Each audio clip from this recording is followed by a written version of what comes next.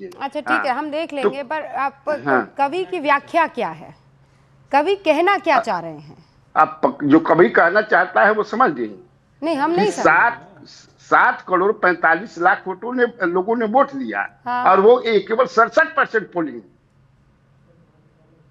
इसका मतलब बिहार में लगभग 11-12 करोड़ वोटर है ना। आप देख लीजिए, आप देख लीजिए। अरे नहीं नहीं नहीं नहीं सर, ये क्या कैलकुलेशन कर रहे हैं आप? अरे प्रेस रिलीज है उनका। प्रेस रिलीज ये रहा लिखा हुआ है 7,45,26,858 वोटर हैं, तो इसमें कंफ्यूजन कहाँ है? इतना वोट लिए हैं साहब, पार्टिसिपेशन है इतना, ये टोटल वोट। इतना पार्टिसिपेशन है। बाबा इतने वोटर हैं, किसने कहा सर आपको? सर एक मिनट में पढ़ता हूं, उसका हिंदी अनुवाद भी कर दूंगा आपके लिए। 0 appeals during SIR in Bihar with 7,45,26,858 electors in the final electoral roll। Hindi अनुवाद इसका ये हुआ कि 7,45,26,858 ये अंतिम मतदाता सूची है, कोई भी अपील नहीं आई। आप कहां पढ़ रहे हैं ये? मैं चुनाव आयोग अरे मैं आप उसके पेज पर चले जाइए, इलेक्शन कमीशन ऑफ इंडिया के 11 तारीख का जो प्रेस रिलीज है, मैं उसको पढ़ रहा हूं। Poll participation in percentage in Bihar election 2005। Female कितना दिए हैं 2 फेज में, मेल कितना दिए हैं इतना पड़ा।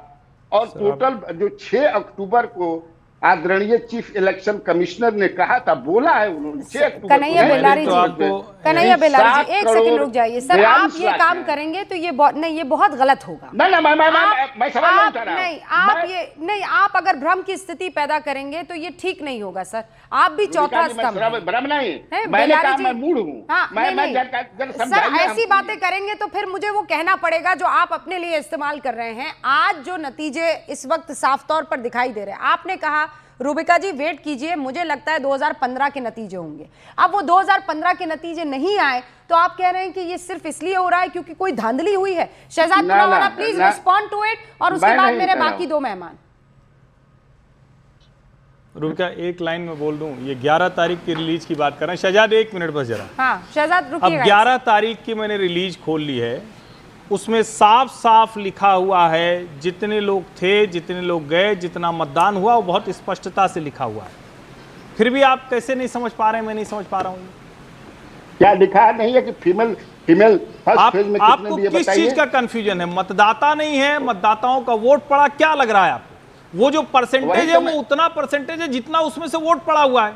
आप उसको देखिए, आप उसको निकाल के देखिए तो सही।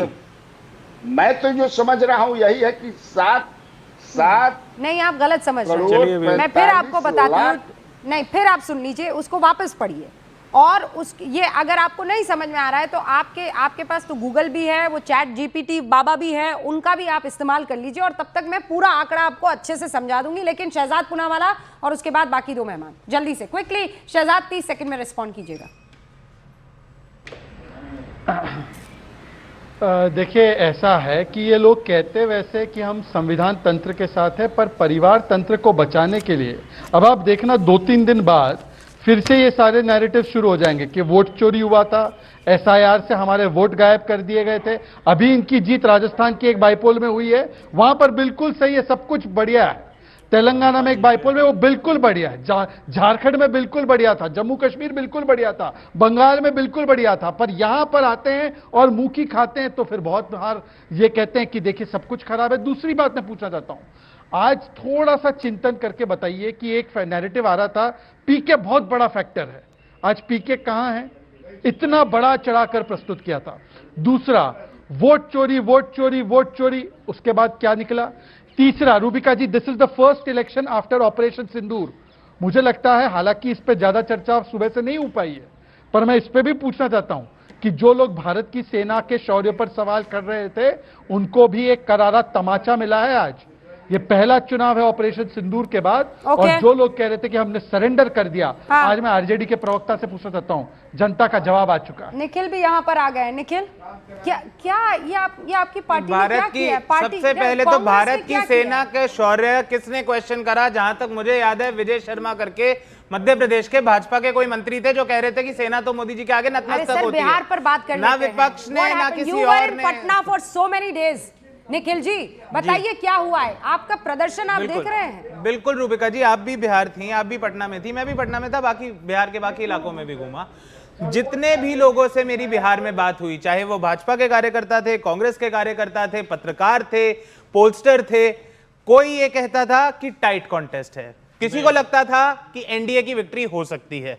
आप जितने भी ओपिनियन पोल्स, एग्जिट पोल्स आए, उनके आप आंकड़े उठा के देख लीजिए तो वो कोई 120 से 140 दे रहे हैं। एक्सिस माई इंडिया जो सबसे क्रेडिबल है, दूसरा सबसे क्रेडिबल चाणक्य 130 से 138, बाय एंड लार्ज 140 से 150 से ऊपर कोई नहीं जा रहा। आप तो किसी को क्रेडिबल, जो आपको जिताए वो क्रेडिबल होता है, नहीं, और जो आपको हराए वो कटघरे में खड़ा होता है। रूबिका जी एक बारी बात कहने दीजिए। This word doesn't go with you ना सर, मत बोलिए आप ये। निखिल भाई बस मुझे इतना बताइए, 1300 किलोमीटर की यात्रा का क्या हुआ? राहुल गांधी ने जो मुद्दे उठाए उसका क्या हुआ? आप आज नहीं भाग सकते हैं। एसआईआर, वोट चोरी, कितना गंदा लग रहा था जब आप लोग चीखा करते थे वोट चोर गद्दी छोड़, वोट चोर गद्दी छोड़। अब क्या हुआ सर बताइए मुझे। वो केवल कांग्रेस के आपको 34 सीटें महागठबंधन को, पूरा सब मिला लीजिए आप प्रभु। अब अपनी बात पूरी कर लूं। रूबिका जी, you also look at the numbers. 23%। एक सेकंड, आरजेडी का 2020 के चुनाव में जितनी सीटें लड़ी उतनी ही 25 में लड़ी। आरजेडी का वोट शेयर कितना? 23%। बीजेपी ने 110 लड़ी 2020 में, अभी 101 लड़ी। बीजेपी का 19.5% से जाता है 21%। चिराग पासवान का 5.6% से जाता है 5%। कांग्रेस का 9% से जाता है, 9.5% से जाता है 8.7%। कांग्रेस ने 70 सीटें लड़ी थी, 60 सीटें लड़ी। कहना मैं आपके दर्शकों को, और ये इलेक्शन कमीशन के आंकड़े हैं, आप वेबसाइट खोल के दिखा दीजिए, आपके दर्शक भी देख सकते हैं। एक सेकंड, वो रुझान है और अभी तक वो नतीजों पे आ रहा है। अभी फिर बात ही नहीं करते, फिर तो भाजपा चुनाव नहीं जीती। रुझान ही है। ये इतना घमंड कहां लेकर जाएंगे? नहीं, बेतुके तर्क कहां जाएंगे सर? मैंने तो नहीं बोला ना रूबिका जी, आके अभी तो रुझान है, फाइनल होने दो। ये मॉरल विक्ट्री है आपकी। What are you trying to say? नहीं, what I am trying to say is that सारी पार्टियों के पीपल्स मैंडेट जो है, जनता का जो मत है, वोट है, वो लगभग उतना ही है जितना 2020 में था। पक्ष की पार्टियों का भी, विपक्ष की। इलेक्शन कमीशन के आंकड़े बता रहा हूं, अपने आप नहीं बता रहा, आप देख लीजिए खोल के।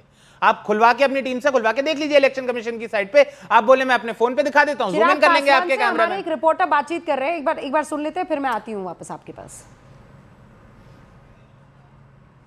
जताते हुए पूरे गठबंधन का नेतृत्व उन्होंने करने का काम किया। गठबंधन के तमाम साथियों का मैं धन्यवाद, और साथ ही में मैं ये मानता हूँ कि लोक जनशक्ति पार्टी रामविलास के लिए मेरे नेता, मेरे पिता आदरणीय रामविलास पासवान जी जहाँ कहीं भी होंगे आज वो खुश होंगे। एक ऐतिहासिक जीत पार्टी ने भी, गठबंधन ने तो हासिल की ही है, बट 20 साल के बाद पार्टी को मौका मिला कि विधानसभा में इतनी बड़ी जीत के साथ हम लोग गठबंधन का और सरकार का हिस्सा हम लोग बनने जा रहे हैं।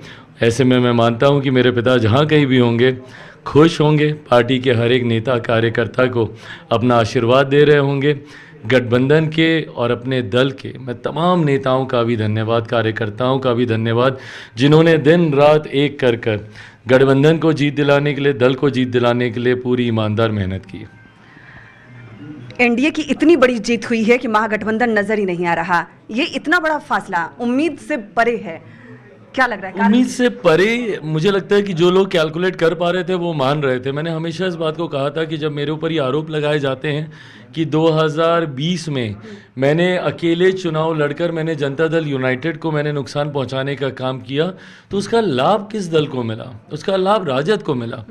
ये बात राजद कभी समझ ही नहीं पाई। राजद को हमेशा इस अहंकार में रही कि जनता का उनको साथ मिला, जनता ने उनको सबसे बड़ी पार्टी चुना, जनता ने उनके इतने विधायक जिताए। नहीं, उस वक्त डिवाइडेड एनडीए था जिसका लाभ आपको मिला, बट उस लाभ ने उनको इतना अहंकारी बना दिया, उनको इतना घमंडी बना दिया कि उस अहंकार में उन्होंने जनादेश तक का अपमान करने में कसर नहीं छोड़ी।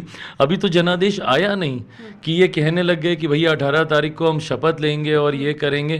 तो ये कहीं ना कहीं दर्शाता है कि एक तरफ एक अहंकारी गठबंधन जो अपने घटक दलों को सम्मान नहीं दे रहा था, दूसरी तरफ एक विकास की सोच वाला गठबंधन जो सबका समावेश करके आगे बढ़ने का प्रयास कर रहा था। जनता के लिए चुनना ज़्यादा मुश्किल नहीं था।